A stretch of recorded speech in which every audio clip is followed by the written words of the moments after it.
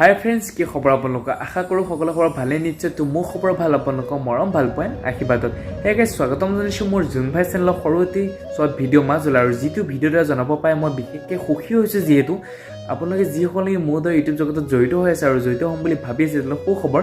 যিহেতু আমাৰ এটা গ্ৰুপ আছে, ইউটিউব গ্ৰুপ আছে, আৰু যিটো গ্ৰুপত নেকি আমি ইউটিউবৰ বিষয়ে আলোচনা হৈ থাকোঁ।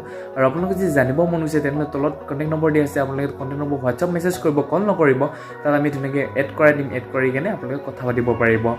আৰু নতুন বছৰৰ প্ৰতিশ্ৰুতিৰ মাজে আমি ধুনীয়াকৈ এটা মিটাপ ৰাখিছোঁ 10 মাৰ্চত শিৱসাগৰত তলাতল ঘৰৰ বাকৰিত, য'ত নেকি উপস্থিত থাকিব আমাৰ সকলোৱে মৰমৰ ইমান দিনে ইউটিউবত দিহা পৰামৰ্শ দিয়া মৃদুল গগৈ দা, আৰু লগতে উপস্থিত থাকিব অসমীয়া অভিনয় জগতৰ অভিনেতাসকল, আৰু লগতে উপস্থিত থাকিব আপোনালোকে ইমান দিনে মৰম ভাল পোৱা দি আগবঢ়াই লয় ইউটিউব জগতৰ পুৰণি ইউটিউবাৰসকল, আৰু লগতে উপস্থিত থাকিব আমাৰ সকলোৱে মৰমৰ ৰাইজসকল।